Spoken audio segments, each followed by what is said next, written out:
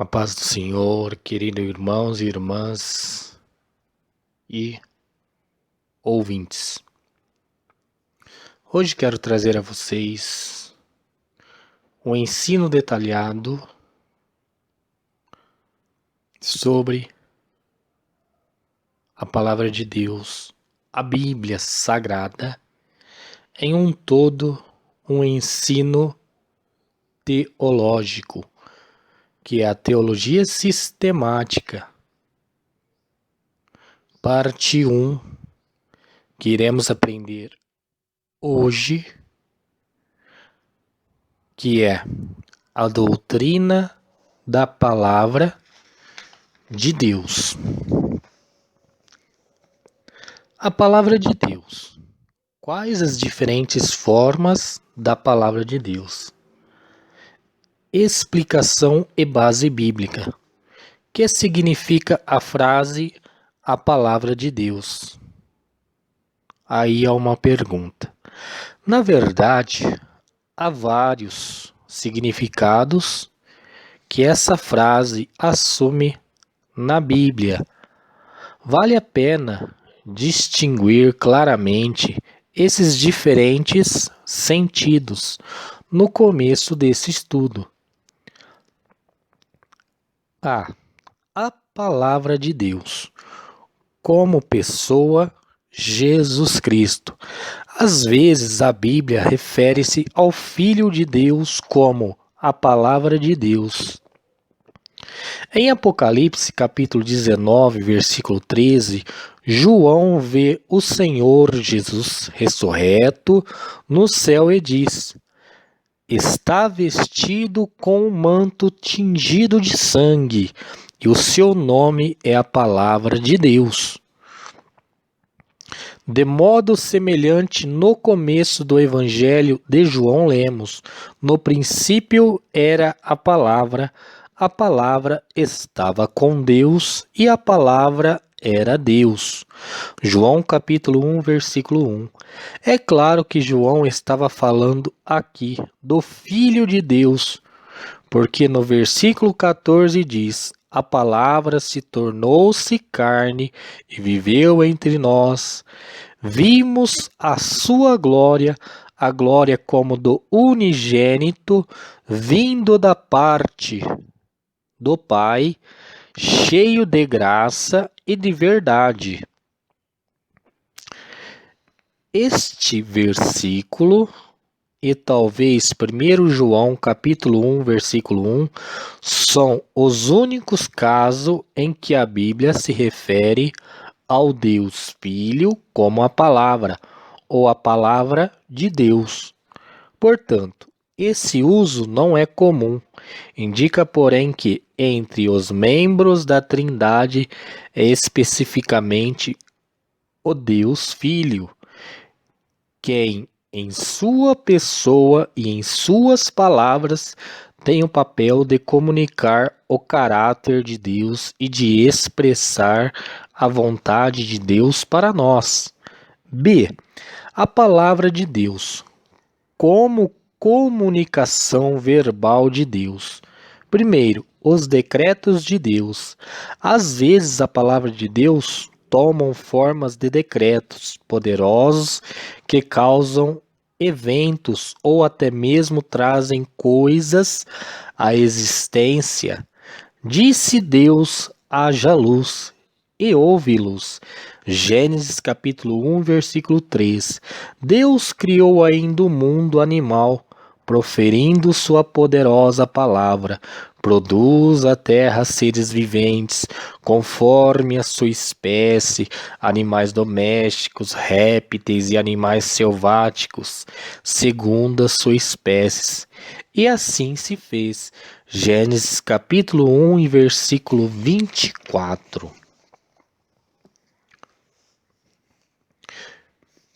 Por isso, o salmista pôde dizer: os céus, por sua palavra, se fizeram, e pelo sopro de sua boca, o exército deles. Salmo capítulo 33 e versículo 6. Essas palavras poderosas e criadoras de Deus são frequentemente chamadas decretos de Deus. Decreto de Deus é uma palavra divina que faz algo acontecer. Esses decretos de Deus incluem não só os eventos da criação original, como também a existência contínua de todas as coisas, pois Hebreus, capítulo 1, versículo 3, nos diz que Cristo está o tempo todo sustentando todas as coisas pela palavra do seu poder. Segundo, palavra de Deus de aplicação pessoal. Deus às vezes se comunica com pessoas sobre a terra, falando diretamente com a elas. Esses casos são exemplos de palavras de Deus de aplicação pessoal e encontram-se através das Escrituras bem no início da criação. Deus diz a Adão, e o Senhor Deus lhe deu essa ordem: de toda árvore do jardim comerás livremente, mas da árvore do conhecimento do bem e do mal não comerás. Porque no dia em que dele comeres, certamente morrerás. Gênesis capítulo 2, versículo 16 ao 17. Após o pecado de Adão e Eva, Deus ainda vem e fala diretamente e pessoalmente a eles na palavra de maldição. Gênesis capítulo 3, versículo 16 ao 19. Outro exemplo proeminente de fala pessoal direta de Deus às pessoas sobre a terra encontra-se na concessão dos 10 mandamentos. Então falou Deus todas essas palavras: Eu sou o Senhor teu Deus, que te tirei da terra do Egito, da casa da servidão. Não terás outros deuses diante de mim. Êxodo capítulo 20, versículo 1 ao 3. No Novo Testamento, por ocasião do batismo de Jesus, o Deus Pai falou com uma voz que veio dos céus, dizendo: Este é meu Filho amado, em quem me comprazo. Mateus capítulo 3, versículo 17. Nesses e em vários outros casos em que Deus proferiu a palavras de aplicação pessoal, especificamente a indivíduos, estava claro para os ouvintes que aquelas eram realmente as palavras de Deus. Eles estavam ouvindo a voz do próprio Deus e, portanto, ouvindo as palavras que tinham autoridade divina absoluta e eram absolutamente fidedignas.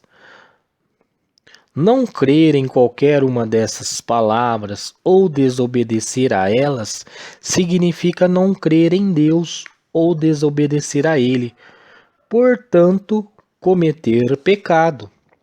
Embora as palavras de Deus de aplicação pessoal seja sempre vista nas Escrituras como as palavras reais de Deus, são também palavras humanas, no sentido de serem proferidas em linguagens humanas, como que pode ser compreendida e imediatamente. O fato de essas palavras serem expressas em linguagens humanas não limita de modo nenhum seu caráter divino, nem sua autoridade. São inteiramente palavras de Deus proferidas pela voz do próprio Deus. Alguns teólogos têm argumentado que, uma vez que a linguagem humana é sempre imperfeita, qualquer mensagem que Deus nos dirige por meio dela deve ser também limitada em sua autoridade e veracidade. Mas essas passagens e muitas outras que registram exemplos de palavras de Deus de aplicação pessoal para indivíduos não apresentam nenhum indício de limitação de autoridade ou veracidade das palavras de Deus proferidas em linguagens humanas.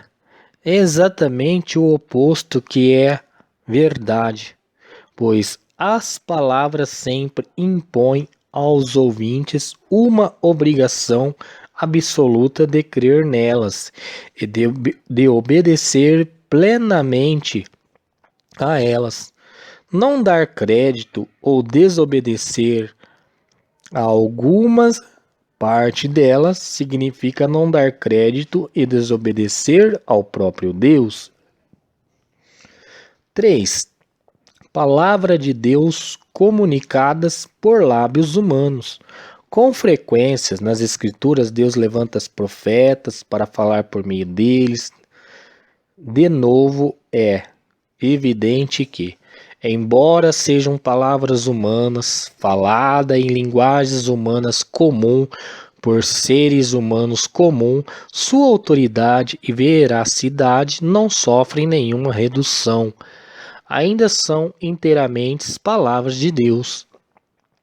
Em Deuteronômio, capítulo 18, Deus diz a Moisés: suscitar-lhe-eis um profeta do meio de seus irmãos, semelhante a ti, em cuja boca porei as minhas palavras, e ele lhes falará tudo o que eu lhes ordenar.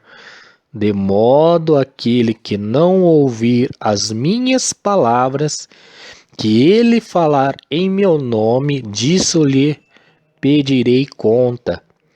Porém, o profeta que presumir de falar alguma palavra em meu nome, que eu lhe não mandei falar, ou que falar em nome de outros deuses, esse profeta será morto. Deuteronômio, capítulo 18, versículo 18 ao 20. Deus fez mais uma declaração semelhante a Jeremias. Depois estendeu o Senhor a mão e tocou-me na boca. E o Senhor me disse: eis que ponho na tua boca as minhas palavras. Jeremias capítulo 1, versículo 9. Deus diz a Jeremias: tudo quanto eu te mandar, falarás. Jeremias capítulo 1, versículo 7. Veja também Êxodo capítulo 4, versículo 12, Números capítulo 22, versículo 38, e Samuel capítulo 1 Samuel capítulo 15, versículo 3, versículo 18 e versículo 23. E 1 Reis capítulo 20, versículo 36. Segundo Crônicas capítulo 20, versículo 20. 25, 15 e 16. Isaías 30, versículo 12 ao 14. Jeremias capítulo 6, versículo 10 ao 12. Jeremias capítulo 33, versículo 29 ao 31, etc. e tal. Qualquer pessoa que alegasse estar falando pelo Senhor, mas que não tivesse recebido uma mensagem da parte dele, era severamente punida. Ezequias capítulo 13, versículo 1 ao 7, Deuteronômio capítulo 18, versículo 20 ao 22. Assim, as palavras de Deus comunicadas por lábios humanos eram consideradas tão autorizadas e verdadeiras como as palavras de Deus de aplicação pessoal. Não havia nenhuma redução de autoridade dessas palavras quando expressas por lábios humanos. Não dar crédito ou desobedecer a qualquer uma delas significa não dar crédito ou desobedecer ao próprio Deus. 4.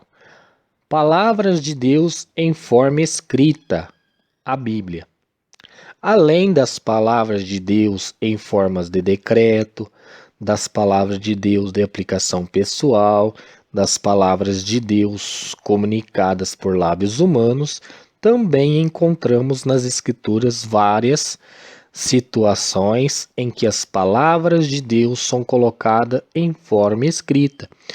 O primeiro exemplo se encontra-se no relato sobre a dádiva das 2 tábuas de pedra, em que foram escritos os 10 mandamentos. E tendo acabado de falar com ele no monte Sinai, deu a Moisés 2 tábuas do testemunho, tábuas de pedras, escrita pelo dedo de Deus. Êxodo capítulo 31 e versículo 18. As tábuas eram obras de Deus, também a escritura era a mesma escritura de Deus, esculpidas nas tábuas. Êxodo capítulo 32, versículo 16, capítulo 34, versículo 1 ao 28. Além disso, Moisés também escreveu. Esta lei escreveu Moisés e a deu aos sacerdotes, filhos de Levi, que levavam a arca da aliança do Senhor, e a todos os anciãos de Israel. Ordenou-lhe Moisés, dizendo: ao fim de cada 7 anos, lerás esta lei diante de todo o Israel, para que ouçam e aprendam e temam o Senhor vosso Deus, e cuidem de cumprir todas as palavras desta lei.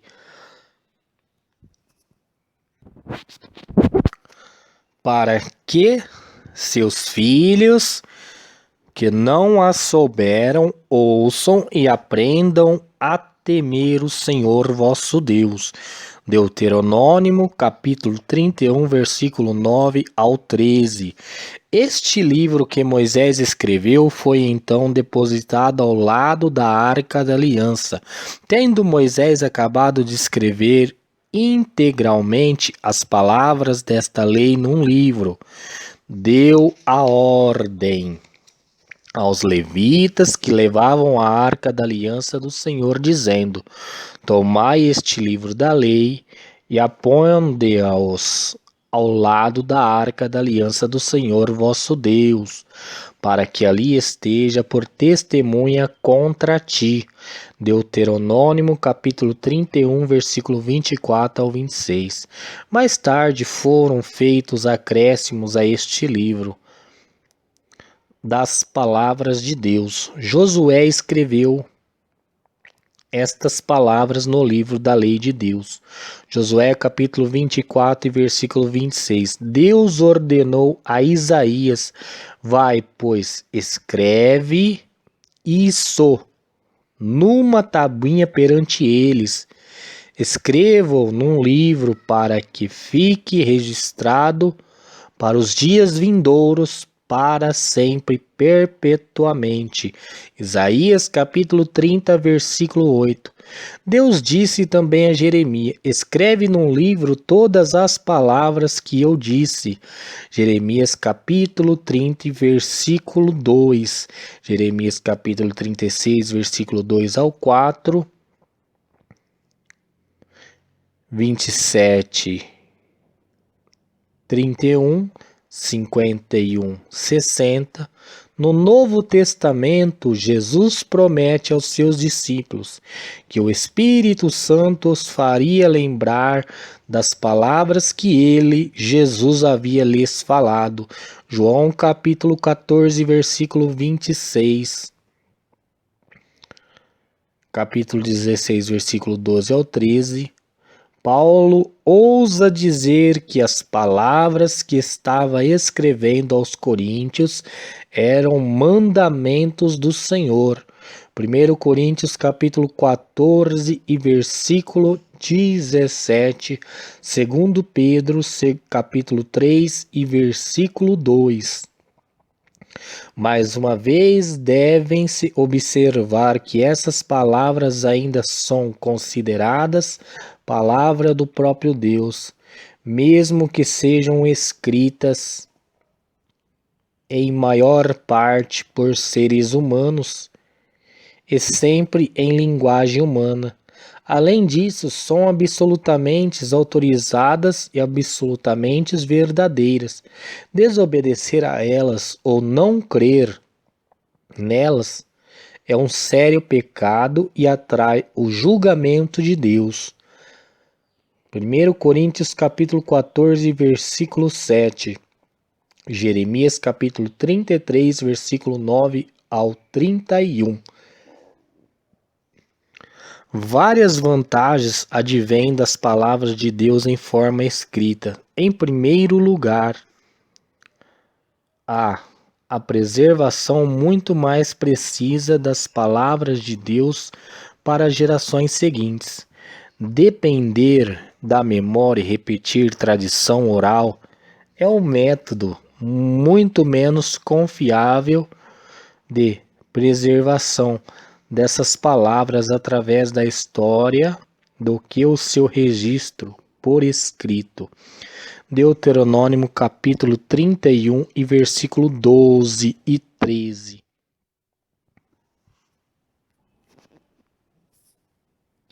Em segundo lugar, a oportunidade para exame repetido das palavras escritas permite estudo cuidadoso e discussão, que levam a melhor entendimento e obediência mais completa. Em terceiro lugar, as palavras de Deus em forma escrita são acessíveis a muito mais pessoas do que quando preservadas meramente por meio da memória e da repetição oral.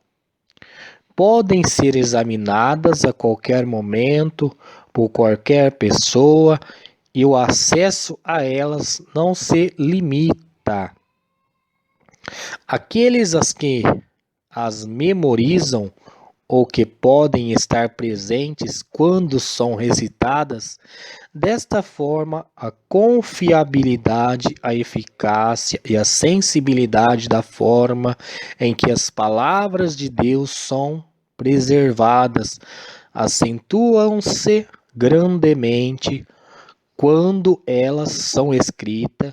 Apesar disto, não há nenhum indício de redução de sua autoridade ou veracidade. C. O ponto de convergência do nosso estudo. De todas as formas da palavra de Deus, o ponto de convergência de nosso estudo na teologia sistemática é a palavra de Deus em forma escrita, isto é, a Bíblia. Essa é a forma da palavra de Deus disponível para estudo, pesquisa pública, exame repetido e como base para discussão uns com os outros. Ela nos fala sobre a palavra de Deus e para ela nos conduz. Como uma pessoa, ou seja, Jesus Cristo, a quem não temos agora em forma corpórea, sobre a terra e cuja vida e o ensino, por conseguinte, não somos capazes de observar nem de imitar de primeira mão. Outras formas da palavra de Deus não são apropriadas como base principal para o estudo da teologia. Não ouvimos as palavras de Deus em formas de decreto e, por isso, não podemos estudá-las diretamente, mas mediante observação de seus feitos. As palavras de Deus de aplicação pessoal são incomuns, mesmo nas Escrituras. Além disso, ainda que ouvíssemos algumas palavras de aplicação pessoal da parte de Deus para nós, hoje não teríamos certeza da total exatidão de nossa compreensão, memória e subsequente relatos delas. Tampouco conseguiríamos com facilidade transmitir aos outros a certeza de que a comunicação era de Deus, mesmo que tivesse sido de fato. As palavras de Deus proferidas por lábios humanos deixaram de ser dadas quando o cânon do Novo Testamento foi completado. Desse modo, essas outras formas de palavra de Deus são inadequadas como base principal para estudos de teologia. É mais aproveitoso para nós estudar as palavras de Deus escritas na Bíblia. É a palavra escrita de Deus que ele nos ordena estudar. O homem bem-aventurado é o que medita na lei de Deus de dia e de noite. Salmo capítulo 1, versículo 1 ao 2. As palavras de Deus para Josué também se aplicam a nós. Não cesse de falar deste livro da lei, antes medita nele de dia e de noite, para que tenhas cuidado de fazer segundo tudo quanto nele está escrito. Então farás prosperar o teu caminho e serás bem-sucedido. Josué capítulo 1, versículo 8. É a palavra de Deus em forma escrita, a Bíblia, que é inspirada por Deus e útil para o ensino, para a compreensão, para a correção e para a instrução na justiça. Segundo Timóteo capítulo 3 e versículo 16. Nota 1. Além das formas da palavra de Deus acima, Deus se comunica com as pessoas mediante diferentes tipos de revelação em geral. Isto é, revelação dada não apenas para algumas pessoas, mas para todas as pessoas em geral. A revelação geral inclui tanto a revelação de Deus por meio da natureza. Veja Salmo capítulo 19, versículo 1 ao 6, Atos capítulo 14, versículo 17. Como a revelação de Deus mediante a consciência interna do certo e do errado no coração de todas as pessoas. Romanos capítulo 2, versículo 15. Esse tipo de revelação divina são não verbais quanto à forma. Então, irmãos, amadas irmãs, acabamos de ler um assunto relacionado à teologia sistemática. Espero que todos gostem. E se gostarem, dá um joinha, inscrevam no meu canal e fiquem todos com a paz do Senhor Jesus.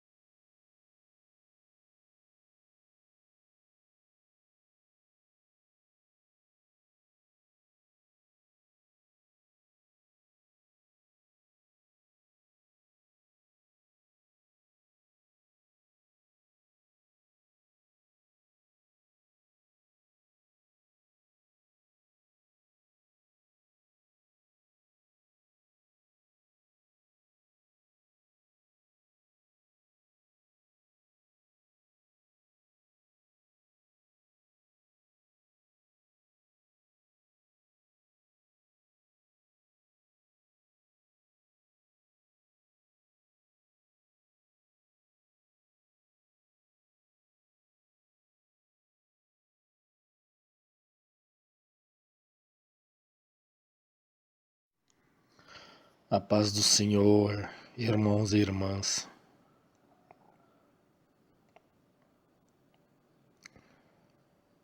Hoje entraremos na segunda parte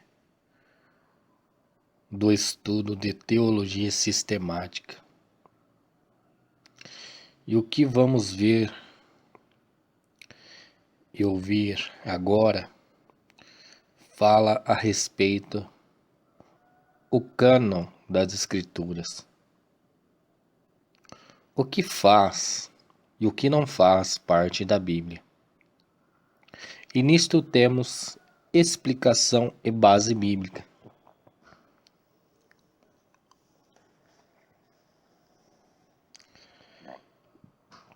No capítulo anterior concluímos que em especial, as palavras escritas de Deus na Bíblia que devemos dar nossa atenção antes que possamos fazer isso.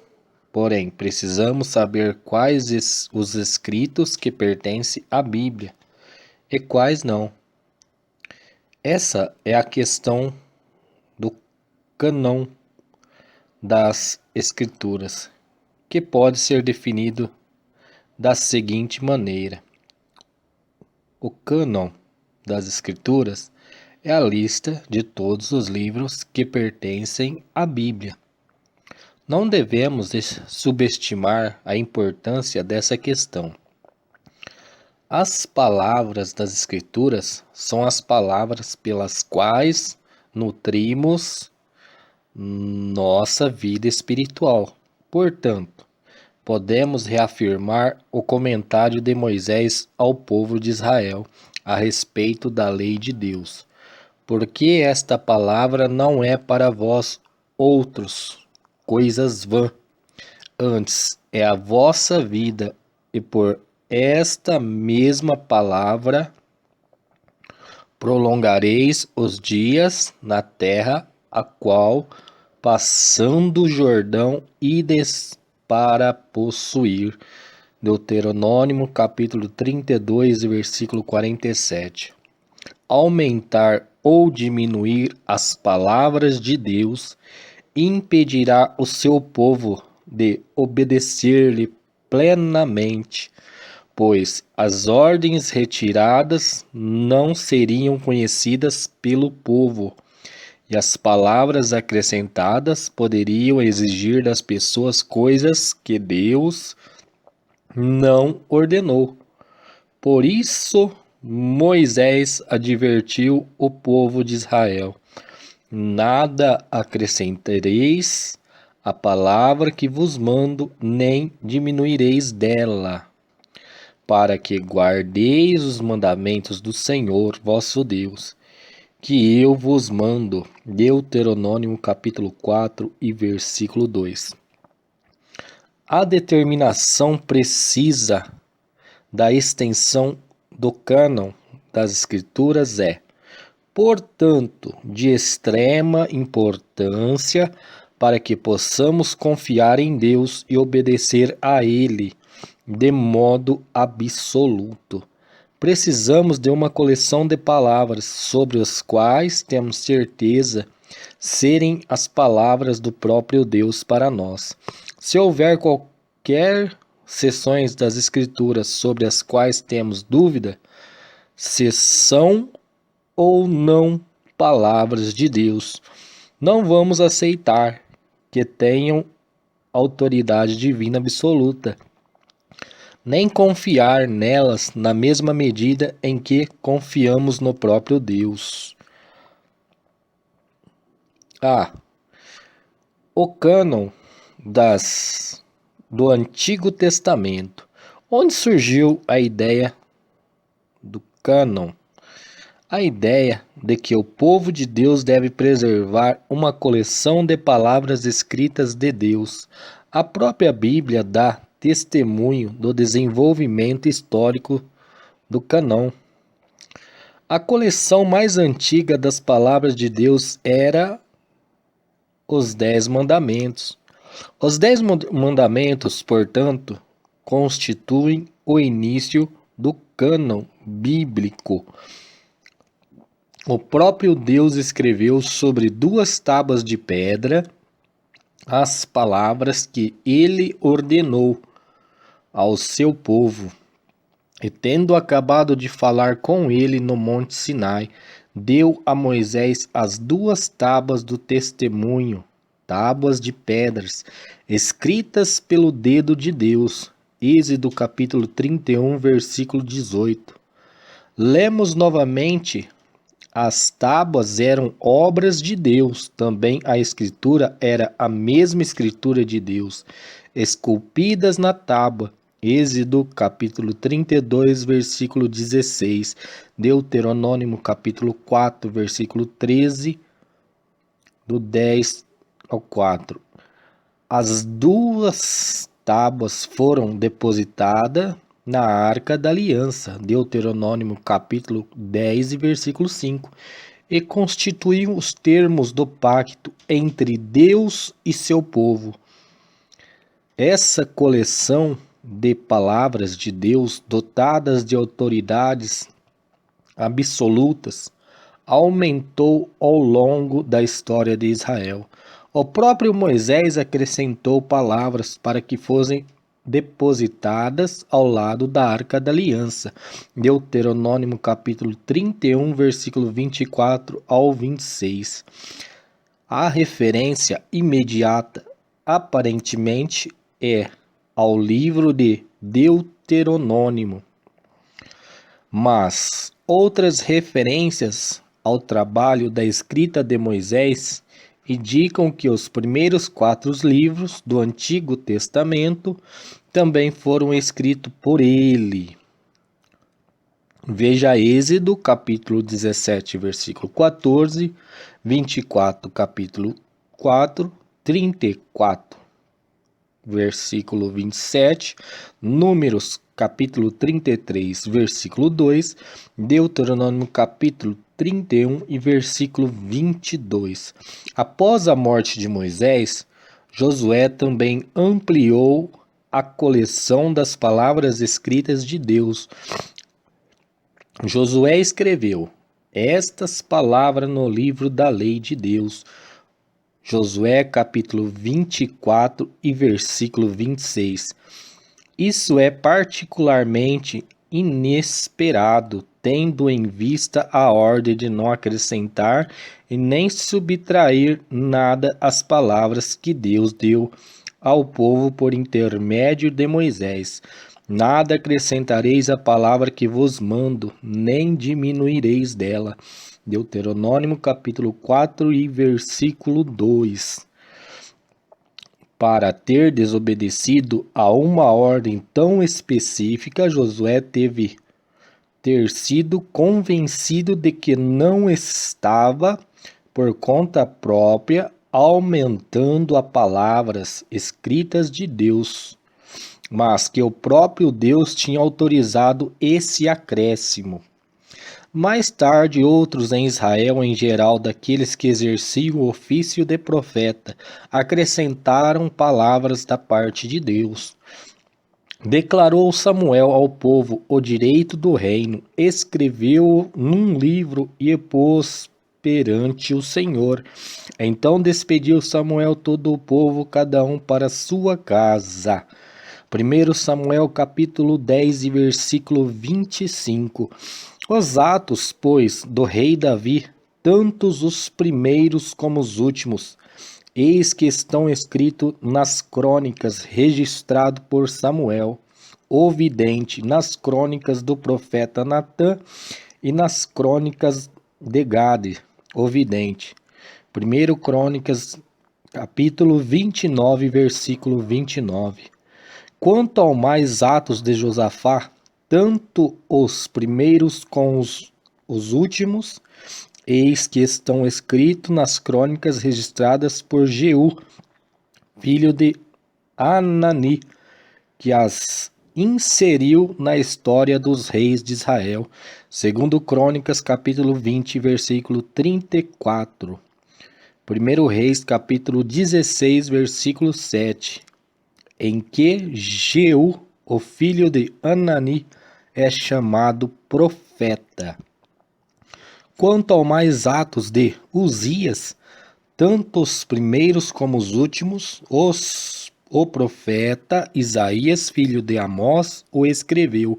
Segundo Crônicas, capítulo 26 e versículo 22.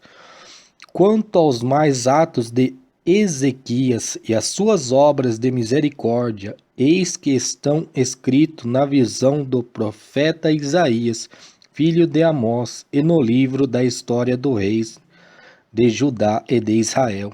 Segundo Crônicas, capítulo 32, versículo 32. Assim fala o Senhor Deus de Israel: escreve num livro todas as palavras que eu vos disse. Jeremias, capítulo 30 e versículo 2. O conteúdo do cânon do Antigo Testamento continuou aumentando até o fim do processo de escrita.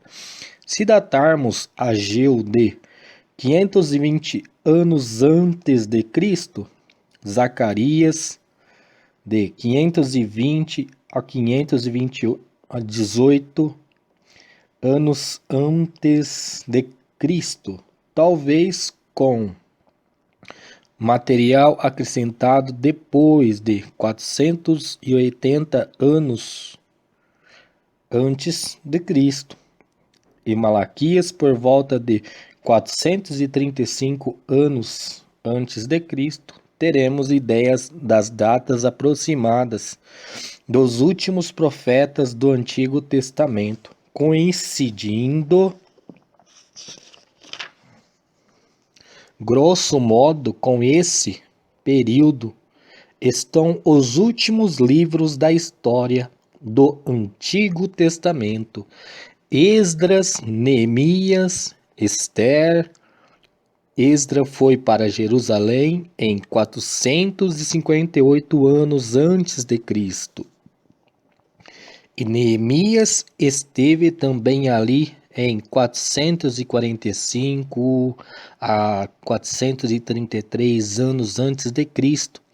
Ester foi escrito algum tempo depois da morte de Xerxes, o primeiro Assuero, em 465 anos antes de Cristo. E é provável que isto tenha ocorrido durante o reinado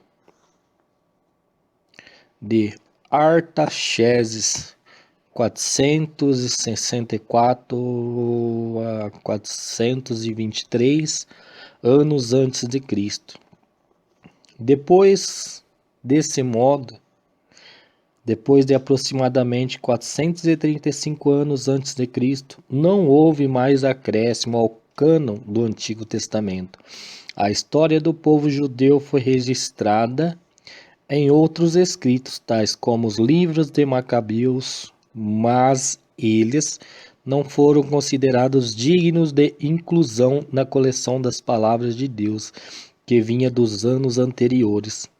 Quando nós voltamos para a literatura judaica fora do Antigo Testamento, percebemos que a crença de que haviam cessado as palavras divinamente autorizadas da parte de Deus é atestada de modo claro em várias vertentes da literatura judaica extra-bíblica. Em 1 Macabeus, há cerca de 100 anos antes de Cristo, o autor escreve sobre o altar profanado.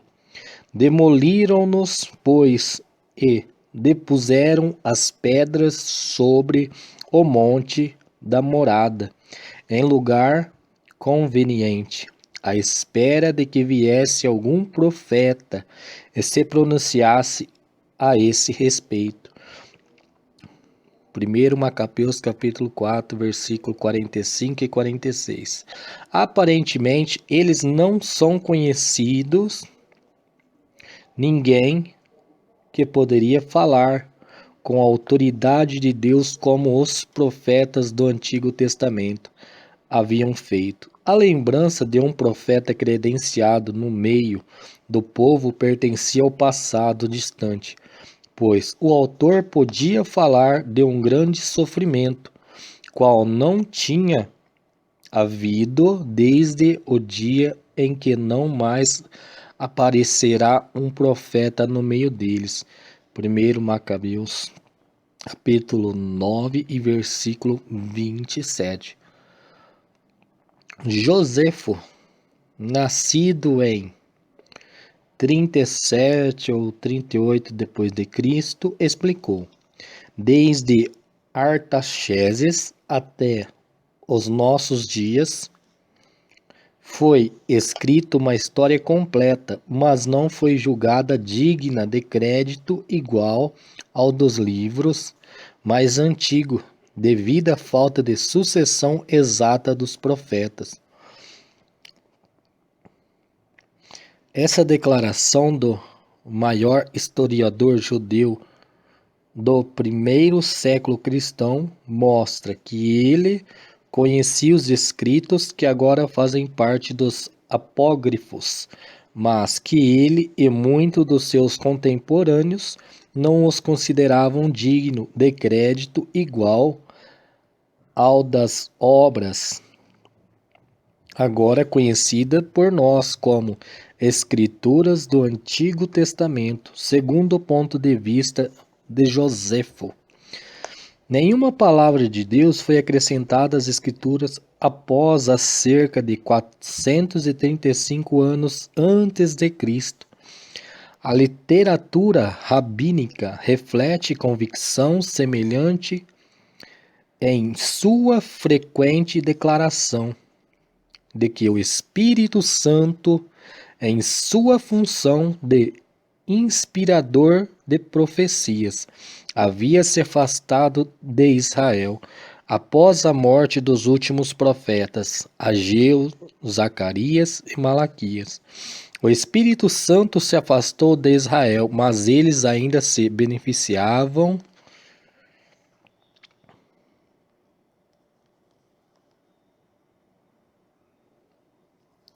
a comunidade,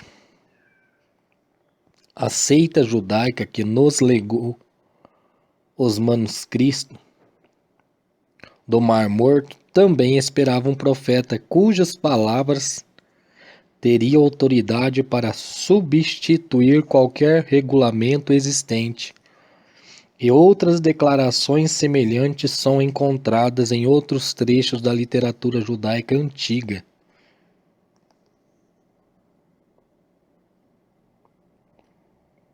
Veja segundo Baruque, capítulo 85, versículo 3, e a oração de Azarias, capítulo 15. Assim escritos posteriormente acerca depois de 435 anos antes de Cristo, em geral não eram aceitos pelo povo judeu como obras dotadas de autoridade igual à do restante das Escrituras. No Novo Testamento não temos nenhum registro de alguma controvérsia entre Jesus e os judeus sobre a extensão do cânon. Ao que parece, Jesus e seus discípulos de um lado e os líderes judeus e o povo judeu de outro estavam plenamente de acordo em que os acréscimos ao cânon do Antigo Testamento tinham cessado após os dias de Esdras, Neemias, Ester, Ageu, Zacarias e Malaquias. Este fato é confirmado pelas citações do Antigo Testamento, feitas por Jesus e pelos autores do Novo Testamento, segundo uma contagem. Jesus e os autores do Novo Testamento mais de 295 vezes várias partes das Escrituras do Antigo Testamento como palavras autorizadas por Deus, mas nenhuma vez sequer citam alguma declaração extraída dos livros apócrifos ou qualquer outro escrito, como se tivesse autoridade divina. A ausência completa de referência a outra literatura como palavra autorizada por Deus. As referências muito frequentes e centenas de passagens no Antigo Testamento como dotadas de autoridade divina confirmam com grande força o fato de que os autores do Novo Testamento concordavam em que o cânon estabelecido do Antigo Testamento nada mais, nada menos devia ser aceito como a verdadeira palavra de Deus. Que deve ser dito, então, acerca dos apócrifos, a coleção dos livros incluídos no cânon pela Igreja Católica Romana, mas excluídos pelos protestantes.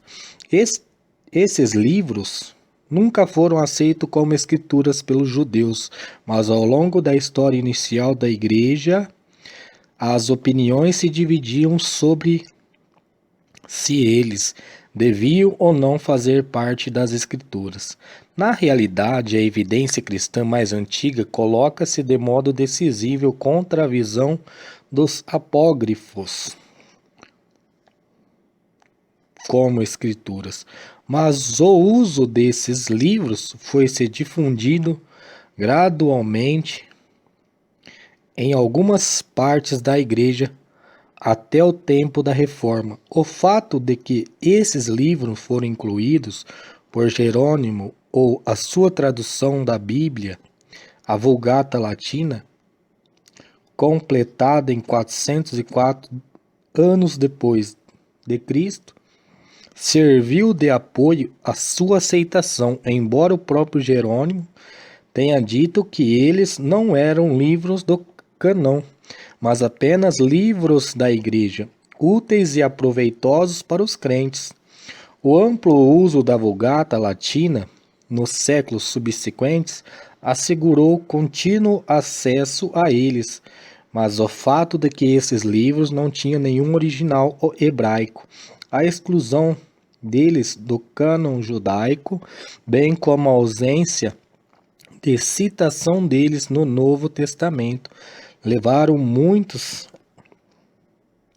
a encará-lo com desconfiança ou a rejeitar-lhes a autoridade. Por exemplo, a mais antiga lista cristã dos livros do Antigo Testamento que existe hoje é a de Melito, bispo de Sardes, que escreveu em cerca de 170 anos depois de Cristo. Quando cheguei ao Oriente e encontrei-me no lugar em que essas coisas foram proclamadas e feitas, e conheci com precisão os livros do Antigo Testamento, avaliei o fato e enviei-lhes, são estes os seus nomes, 5 livros de Moisés: Gênesis, Êxodo, Números, Levítico, Deuteronômio, Josué, filho de Num, Juízes, Ruth, 4 livros do Reinos, 2 livros de Crônicas, os Salmos de Davi, os Provérbios de Salomão e a sua sabedoria, Eclesiastes, o Cântico dos Cânticos, Jó, o profeta Isaías, Jeremias, os 12 num único livro, Daniel, Ezequiel e Esdra. É digno de nota que Melito não menciona aqui nenhum livro dos apócrifos, mas inclui todos os nossos atuais livros do Antigo Testamento, exceto Esther. Eusébio cita também Orígenes, que teria confirmado a maioria dos livros do nosso presente cânon do Antigo Testamento, inclusive Esther, mas nenhum dos apócrifos é declarado canônico. E se diz explicitamente que os livros de Macabeus estão fora desses livros canônicos. De modo semelhante, em 367 anos depois de Cristo, o grande líder da igreja Anastácio, bispo de Alexandria, escreveu sua carta pascal e alistou todos os livros do nosso atual cânon do Novo Testamento e do Antigo Testamento, exceto Ester. Mencionou também alguns livros dos apócrifos, tais como Sabedoria de Salomão, Sabedoria de Siraque, Judite e Tobias. E disse que esses não são na realidade incluídos no cânon, mas indicados pelos pais para serem lidos por aqueles que recentemente se uniram a nós e que desejam instrução da palavra de bondade. Entretanto, outros líderes da Igreja Antiga citam vários desses livros como escrituras. Existem incongruências doutrinárias e histórias em vários desses livros. Não existe nenhum sinal nesses livros que ateste origem divina. Tanto Judite como Tobias contêm erros históricos, cronológicos e geográficos.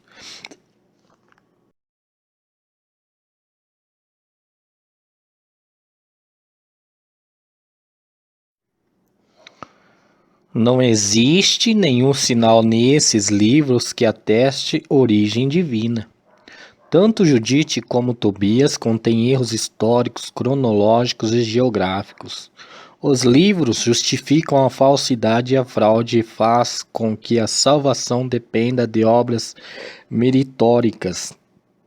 Eclesiásticos e Sabedoria de Salomão inculcam uma moralidade baseada em convivências, sabedoria ensinada à criação do mundo a partir de matéria pré-existente.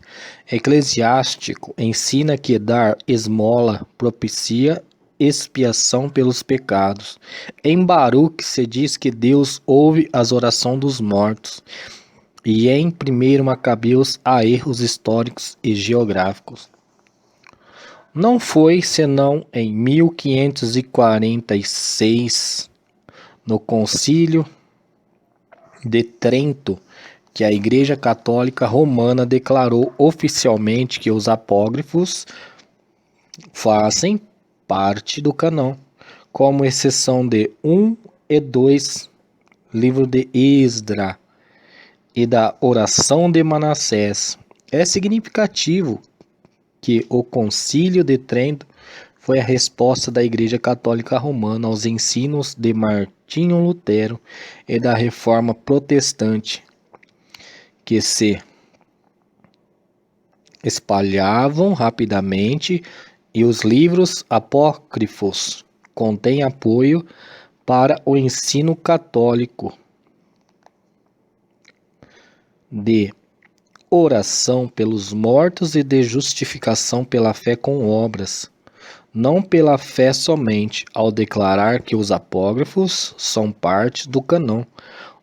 Os católicos romanos estariam alegando que a Igreja tem autoridade para designar uma obra literária como escritura, enquanto os protestantes têm sustentado que a Igreja não pode levar nada a se tornar escritura, mas apenas reconhecer o que Deus já determinou que fosse escrito, como palavra dele próprio. Podemos fazer uma analogia dizendo que um investigador de polícia pode reconhecer uma nota falsificada como falsificada e outra genuína como genuína, mas não pode tornar uma nota falsa em genuína e nem pode alguma declaração de qualquer membro da polícia fazer com que a moeda falsa se torne algo que não é. É só o tesouro oficial de uma nação pode fazer moeda, que é moeda de verdade. De modo semelhante, só Deus pode fazer o que as palavras sejam palavras suas e dignas de inclusão nas Escrituras. Assim, os escritos dos apócrifos não devem ser considerados parte das Escrituras. Eles não atribuem a si mesmo tipo de autoridade que têm os escritos do Antigo Testamento. não foram considerados palavras de Deus pelo povo judeu, do qual se originaram, não foram considerados escrituras por Jesus, nem pelos escritores do Novo Testamento. Contém ensinos incoerentes com o restante da Bíblia. Devemos concluir que eles eram meramente palavras humanas, não palavras inspiradas por Deus, como as palavras das Escrituras. Tem valor? Sim, para pesquisas históricas e linguísticas, e contém numerosas histórias a respeito da coragem e da fé de muitos judeus durante o período posterior ao encerramento do Antigo Testamento, mas nunca fizeram parte do cânon do Antigo Testamento e não deve ser encarado como parte da Bíblia. Portanto, não tem autoridade compulsória para o pensamento e nem para a fé dos cristãos de hoje. Para concluir, com respeito ao cânon do Antigo Testamento, os cristãos hoje não devem ter nenhum receio de que algo necessário tenha sido deixado de lado, ou que alguma coisa que não é palavra de Deus tenha sido incluída. Então é isso aí, irmãos. Fiquem todos na paz do Senhor. Mais para frente estarei dando continuidade dessa segunda parte. Falamos a parte A, depois tem a parte B, que é o cânon do Novo Testamento. Espero que todos gostem, dê um joinha aí, inscrevam-se no meu canal, dizendo se gostou, e fiquem todos na paz do Senhor Jesus. Espero que todos aprendam através desse estudo de teologia sistemática, e em breve terás continuidade. E se você está curioso para saber as demais partes, escreva no meu canal perguntando. Aí eu estarei respondendo a todos.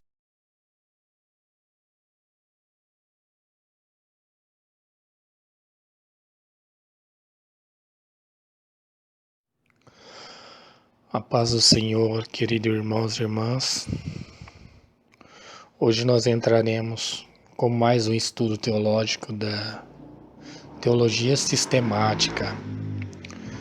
Continuação da segunda parte, e vamos entrar agora na parte B, que fala o que faz parte e o que não faz parte da Bíblia, sobre a explicação e a base bíblica. A parte B, que eu venho falar a todos vocês agora, sobre o estudo, o canon do Novo Testamento. O desenvolvimento do canon do Novo Testamento começa com os escritos dos apóstolos. Deve ser lembrado que o registro das Escrituras ocorre principalmente em associação com os grandes atos de Deus na história da redenção. O Antigo Testamento registra e interpreta para nós o chamado de Abraão e a vida de seus descendentes, o êxodo do Egito e a peregrinação pelo deserto, o assentamento do povo de Deus na terra de Canaã, o estabelecimento da monarquia, o exílio e a volta do cativeiro. Cada um desses grandes atos de Deus na história é interpretado para nós nas palavras do próprio Deus nas Escrituras. O Antigo Testamento fecha com a expectativa do Messias que estava por vir. Malaquias capítulo 3, versículo 1 ao 4. Ou no mesmo livro de Malaquias capítulo 4, versículo 1 ao 6. O próximo estágio na história da redenção e a vinda do Messias, e não é de se estranhar que não tenha havido nenhum acréscimo nas Escrituras até que tivesse ocorrido esse próximo e maior evento na história da redenção. Essa é a razão pela qual o Novo Testamento consiste de escritos dos apóstolos. Foram principalmente os apóstolos que receberam a capacidade do Espírito Santo para recordar de modo preciso as palavras e os atos de Jesus e interpretá-los corretamente para as gerações posteriores. Jesus prometeu essa capacitação aos seus discípulos, chamados apóstolos, após a ressurreição. No Evangelho de João, capítulo 14, versículo 26, diz: Mas o Consolador, o Espírito Santo, a quem o Pai enviará em meu nome, esse vos ensinará todas as coisas e vos fará lembrar de tudo o que eu vos tenho dito. De modo semelhante, Jesus prometeu outras revelações da verdade pelo Espírito Santo, quando disse aos seus discípulos: Quando vier, porém, o Espírito da verdade, ele vos guiará a toda a verdade, porque não falará por si mesmo, mas dirá tudo o que tiver ouvido e vos anunciará as coisas que hão de vir. Ele me glorificará, porque há de receber do que é meu e vou-lo há de anunciar. Evangelho de João, capítulo 16, versículo 13 e 14. Nesses versículos, os discípulos recebem a promessa de dons admiráveis que iriam capacitá-lo a registrar as Escrituras. O Espírito Santo iria ensinar-lhe todas as coisas, iria fazê-lo e se lembrar de tudo o que Jesus havia dito e guiá-los a toda a verdade. Além disso, aqueles que têm o ofício de apóstolo na igreja primitiva são vistos como detentores de autoridade igual ao dos profetas do Antigo Testamento, para falar e escrever palavras do próprio Deus. Pedro incentiva seus leitores a se lembrarem do mandamento do Senhor e Salvador, ensinado pelos apóstolos, segundo Pedro, capítulo 3, versículo 2. Mentir para os apóstolos, Atos capítulo 5, versículo 2, equivale a mentir para o Espírito Santo, Atos capítulo 5, versículo 3, e para Deus, Atos capítulo 5, versículo 4. Nos escritos dos apóstolos, Paulo é muito frequente essa afirmação de que ele é capaz de proferir palavras do próprio Deus.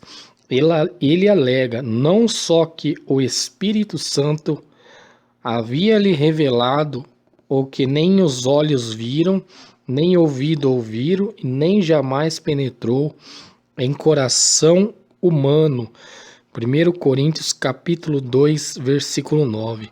Como também que, ao declarar essa revelação, fala não em palavras ensinada pela sabedoria humana, mas ensinada pelo Espírito Santo, interpretando coisas espirituais em palavras espirituais. 1 Coríntios capítulo 2, versículo 13. De modo semelhante, Paulo diz aos Coríntios: se alguém se considera profeta ou espiritual, reconheça ser mandamento do Senhor o que vos escrevo. 1 Coríntios capítulo 14, versículo 37. A palavra traduzida por o que neste versículo é um pronome relativo plural no grego e poderia ser vertida de modo mais literal. As coisas que vos estou escrevendo, portanto, Paulo alega que as suas instruções para a igreja em Coríntio não são meramente suas, mas uma ordem do Senhor. Mais tarde, ao defender seu ofício apostólico, Paulo diz que dará aos coríntios prova de que Cristo fala nele. Segundo Coríntios, capítulo 13, versículo 3. E outros versículos semelhantes poderiam ser mencionados, por exemplo, Romanos, capítulo 2, versículo 16. 1 Tessalonicenses, capítulo 2, versículo 13. 2 Tessalonicenses, capítulo 3, versículos 6 ao 14. Os apóstolos, então, têm autoridade para escrever palavras do próprio Deus, iguais em veracidade e autoridade às palavras das Escrituras do Antigo Testamento. Eles escrevem para registrar, interpretar e aplicar à vida dos crentes a grandes verdades acerca da vida, morte e a ressurreição de Cristo. Não devemos ficar surpresos, portanto, com o fato de alguns escritos do Novo Testamento serem colocados ao lado das Escrituras do Antigo Testamento, como parte do cânon das Escrituras. De fato, isso é o que vemos em pelo menos dois casos. Em 2 Pedro capítulo 3, versículo 16, Pedro mostra não só conhecimento da existência de epístolas escritas por Paulo, mas também clara disposição de classificar todas as suas epístolas juntamente com as demais escrituras. Pedro diz: igualmente o nosso amado irmão Paulo vos escreveu, segundo a sabedoria que lhe foi dada, ao falar acerca desses assuntos, como de fato costuma fazer em todas as suas epístolas, nas quais há certas coisas difíceis de entender, que os ignorantes e estáveis deturpam, como também deturpam as demais escrituras para a própria destruição deles. Segundo Pedro, capítulo 3, versículo 15 e 16. A palavra traduzida por escrituras aqui é grapé, termo que ocorre 51 vezes no Novo Testamento, o que se refere às escrituras do Antigo Testamento. Em todas essas passagens, assim, a palavra escritura era um termo técnico para os autores do Novo Testamento e usada somente para designar aqueles escritos encarados como palavras de Deus e, por conseguinte, como parte do cânon das Escrituras. Mas neste versículo, Pedro classifica os escritos de Paulo ao lado das demais escrituras, ou seja, as escrituras do Antigo Testamento. Pedro considera, portanto, os escritos de Paulo também digno do título Escritura e, por conseguinte, de serem incluídos no cânon. Um segundo caso se encontra em 1 Timóteo, capítulo 5, versículo 17 ao 18. Paulo diz: devem ser considerados merecedores de dobrados honorários os presbíteros que presidem bem, com especialidade os que se afadigam na palavra e no ensino, pois a Escritura declara: não amordaces o boi quando pisa o trigo, e ainda o trabalhador é digno do seu salário. A primeira citação da Escritura encontra-se em Deuteronômio capítulo 25, verso 4. Mas a segunda, o trabalhador é digno do seu salário. Não se acha em nenhum lugar do Antigo Testamento. Ela ocorre, porém, em Lucas capítulo 10, versículo 7. Tendo exatamente as mesmas palavras no texto grego. Dessa forma, parece que Paulo estava citando aqui uma porção do Evangelho de Lucas e a chama Escritura, ou seja, algo que deve ser considerado parte do cânon. Em ambas passagens, segundo Pedro, capítulo 3, versículo 16, e 1 Timóteo, capítulo 5, versículo 17 ao 18, vemos indícios de que bem cedo na história da Igreja, os escritos do Novo Testamento começaram a ser aceitos como parte do cânon. Uma vez que os apóstolos, em virtude do seu ofício apostólico, tinham autoridade para escrever palavras das Escrituras.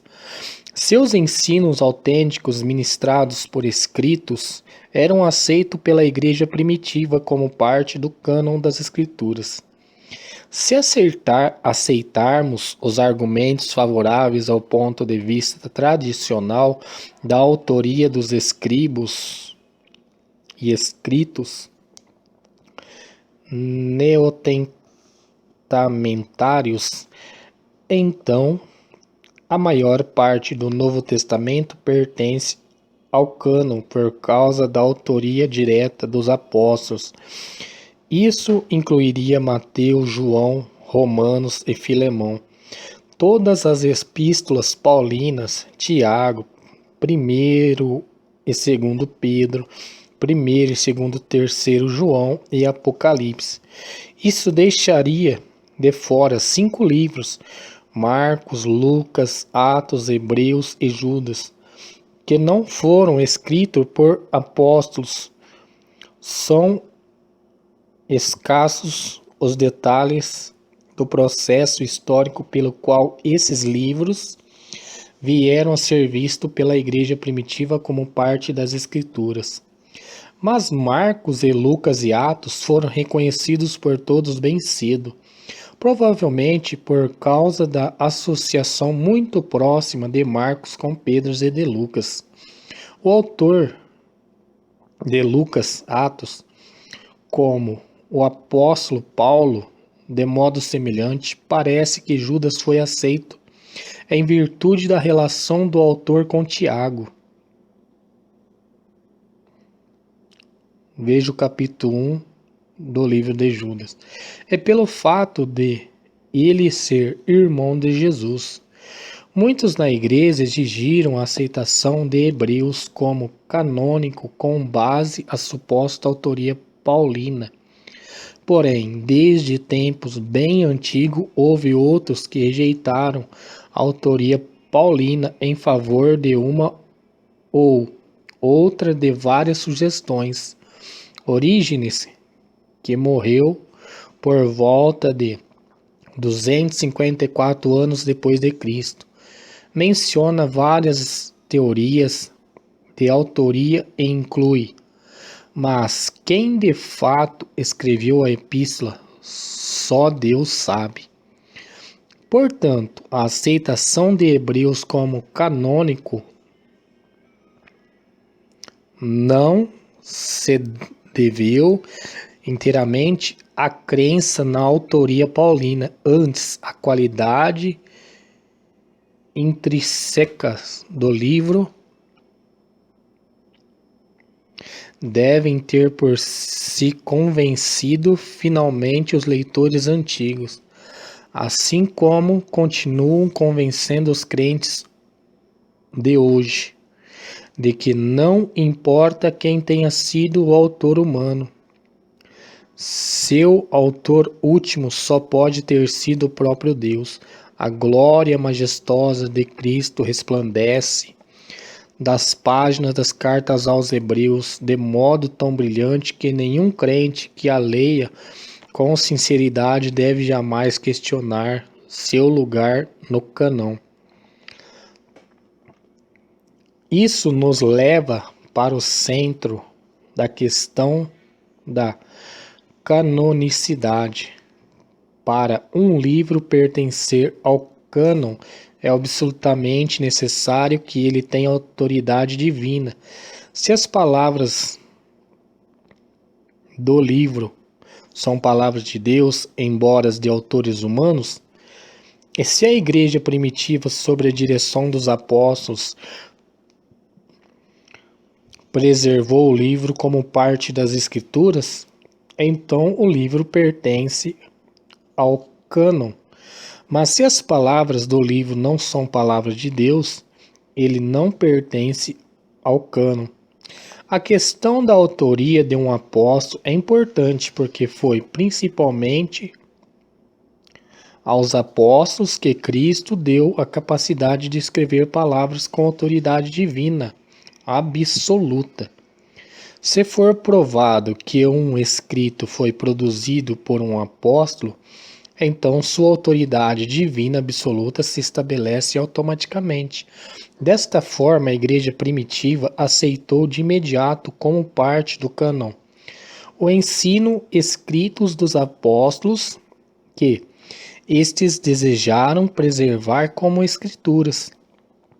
Mas a existência de alguns escritos do Novo Testamento, não produzidos diretamente por apóstolos, mostra que havia outros na igreja primitiva, aos quais também Cristo deu capacidade mediante a obra do Espírito Santo para escrever palavras do próprio Deus, e por conseguinte deviam fazer parte do cânon.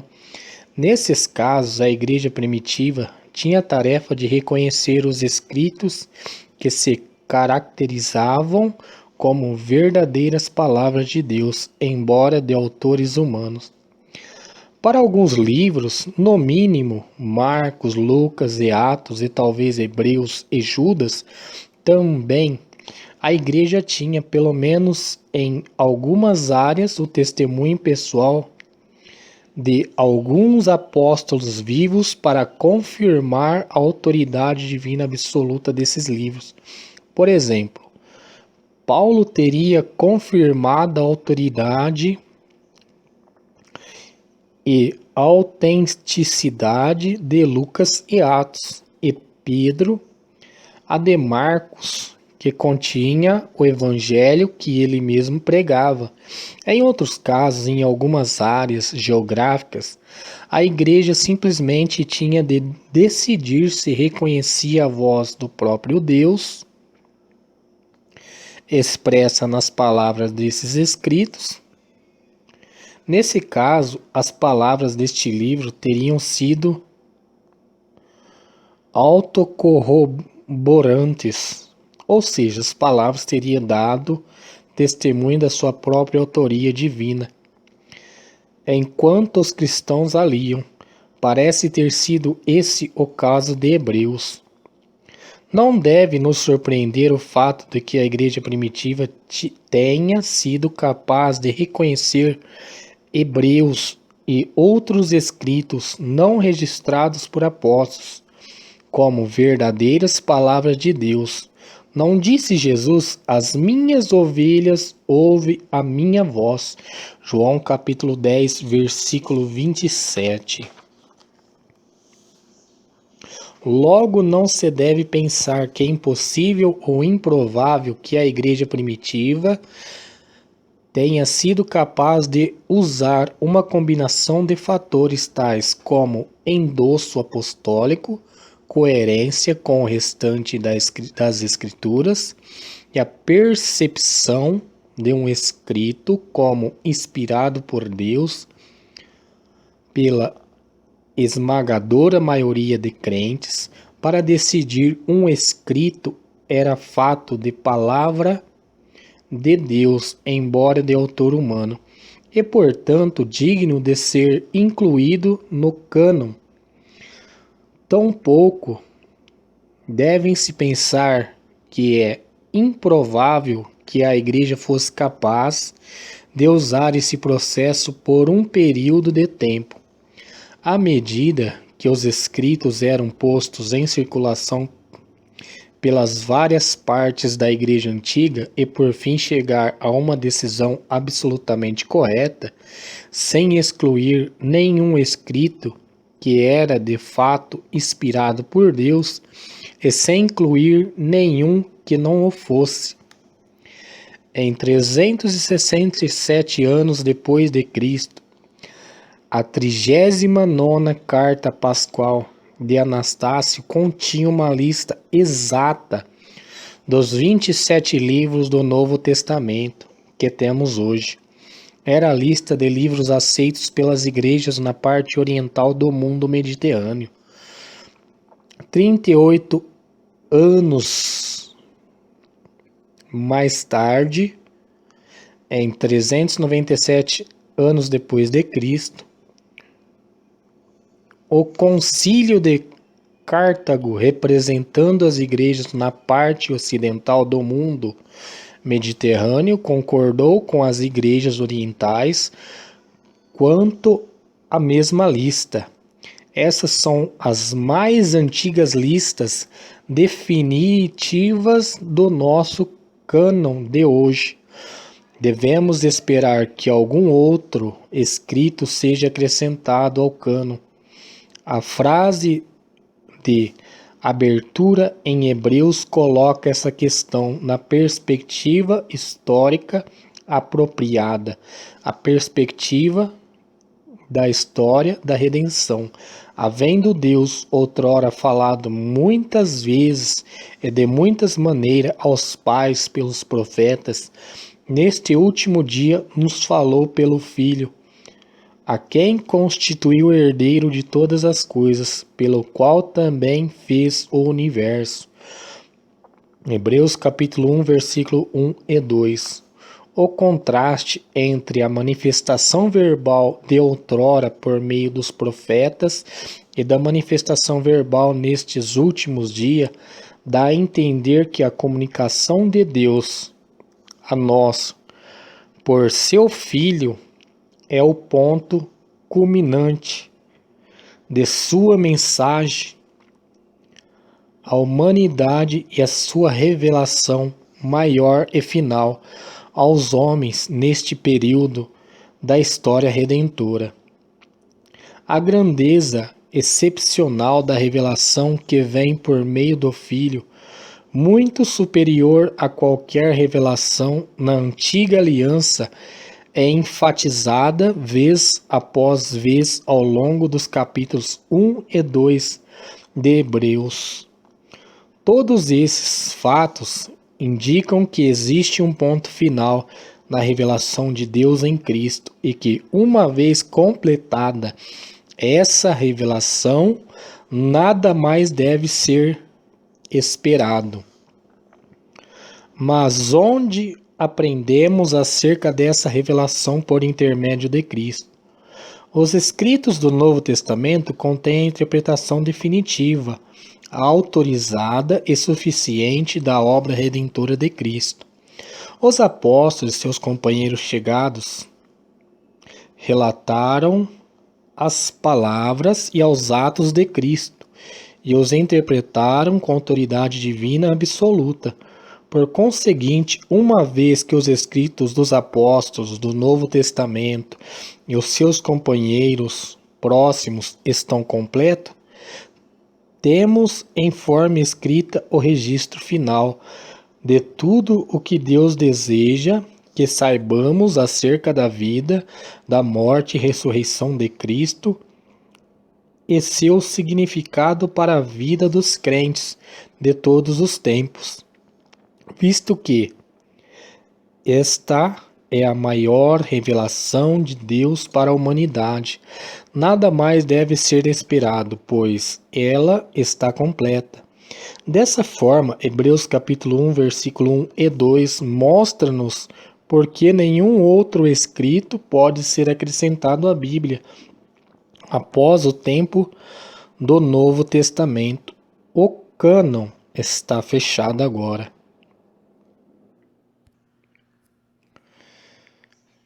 Consideração semelhante pode ser traçada a partir de Apocalipse capítulo 22, versículo 18 e 19. Eu, a todo aquele que ouve as palavras da profecia deste livro, testifico. Se alguém lhes fizer qualquer acréscimo, Deus lhe acrescentará os flagelos escritos neste livro. E se alguém tirar qualquer coisa das palavras do livro desta profecia, Deus tirará a sua parte da árvore da vida da cidade santa e das coisas que se acham escritas neste livro. Esses versículos referem-se clara e principalmente ao próprio livro de Apocalipse, pois João se refere aos seus escritos como as palavras da profecia deste livro, no versículo 7 e 10 desse mesmo capítulo, e o livro todo é chamado profecia, em Apocalipse capítulo 1, versículo 3. Além disso, a expressão da árvore da vida, da cidade santa e das coisas que se acham escritas neste livro, indica que se tem em vista o próprio livro de Apocalipse. Porém, não é por acaso que essa declaração vem no final do último capítulo de Apocalipse, em que Apocalipse é o último livro do Novo Testamento. De fato, Apocalipse tem de ser colocado na última posição do cânon. Para muitos livros, sua posição no agrupamento do cânon traz pouca consequência, mas assim como Gênesis tem de ser colocado primeiro, pois nos fala da criação, Apocalipse deve ser colocado na última posição, pois concentra-se no futuro e na nova criação de Deus.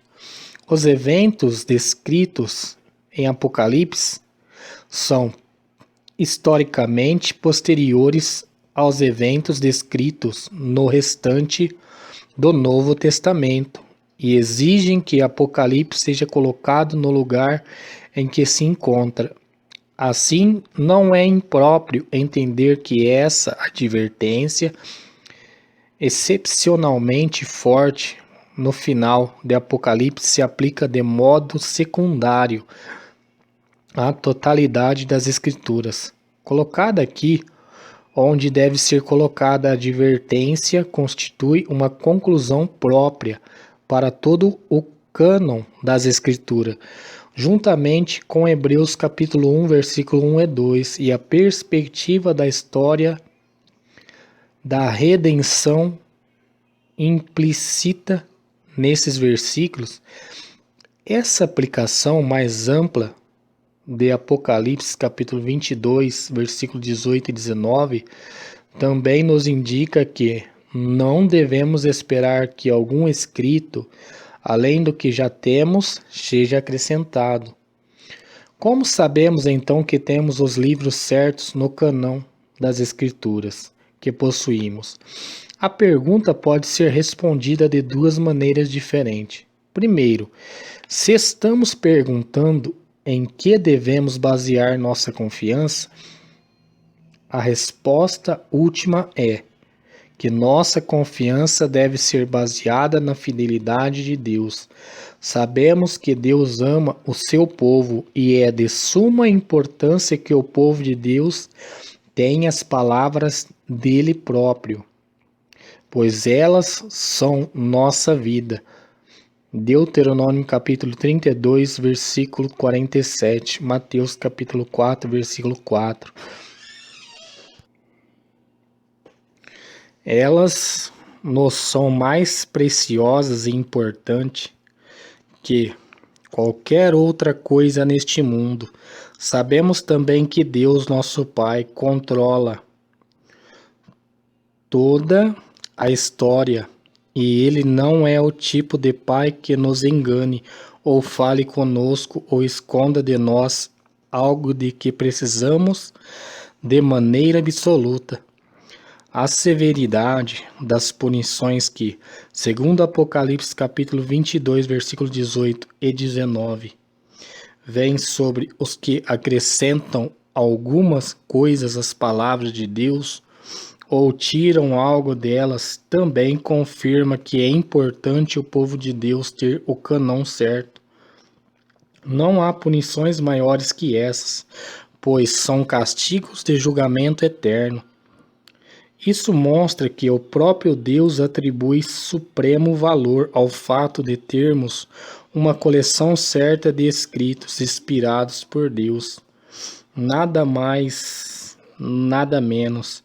Em vista desse fato, seria correto acreditar que Deus, nosso Pai, que controla toda a história, iria permitir que toda a sua igreja por quase 2000 anos fosse privada de algo que ele mesmo tem em tão alta conta e considera tão necessário para a nossa vida espiritual?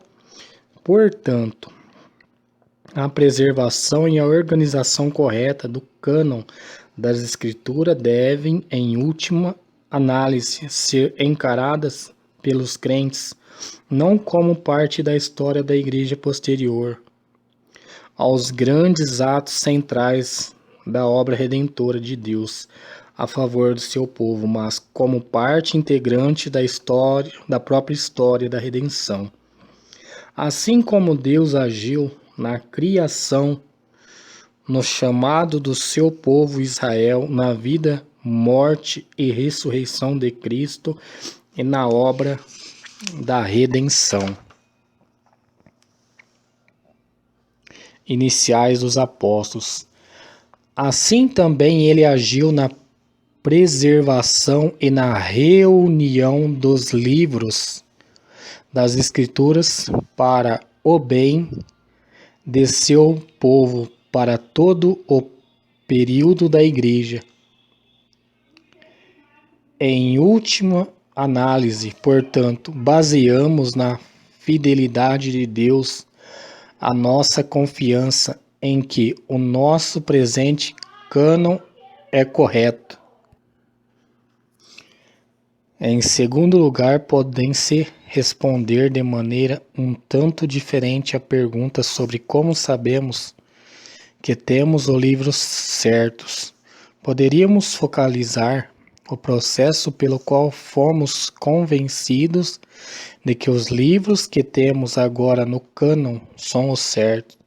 Nesse caso, dois fatores entram em ação: a atividade do Espírito Santo, que nos convence à medida que lemos as Escrituras por nós mesmos, e os dados históricos disponíveis para nossa consideração. Quando lemos as Escrituras, o Espírito Santo age convencendo-nos de que os livros que temos nas Escrituras vêm todos de Deus e são palavras de Deus para nós, cristãos de todas as épocas, vêm testemunhando que, quando lê os livros da Bíblia, as palavras da Escritura falam ao coração deles como as de nenhum outro livro. Dia após dia, ano após ano, os cristãos descobrem que as palavras da Bíblia são de fato as palavras de Deus, que lhe falam com autoridade, poder e força de persuasão, tais que nenhum outro escrito possui. Com certeza, a palavra de Deus é viva e eficaz, é mais cortante do que qualquer espada de dois gumes, e penetra até o ponto de dividir a alma e o espírito, juntas e medula, e apta para discernir os pensamentos e os propósitos do coração. Hebreus capítulo 4, versículo 12. Ainda assim, o processo pelo qual somos convencidos de que o atual cânon está correto também é auxiliado por dados históricos. É claro que, se a formação do cânon fazia parte dos atos centrais de Deus na história da redenção, conforme afirmamos acima, então os cristãos de hoje não devem se atrever a tentar por si mesmo acrescentar livros ao cânon ou subtrair algum deles. O processo foi completado há muito tempo. Entretanto, uma investigação completa das circunstâncias históricas em torno da formação do cânon ajuda a confirmar nossa convicção de que as decisões tomadas pela Igreja primitiva eram decisões corretas. Alguns desses dados históricos foram mencionados em páginas anteriores. Outros dados mais detalhados estão à disposição dos que desejam realizar investigações mais profundas. Então é isso, irmãos. Fiquem todos na paz do Senhor. E em breve estarei trazendo mais estudos sobre a teologia sistemática.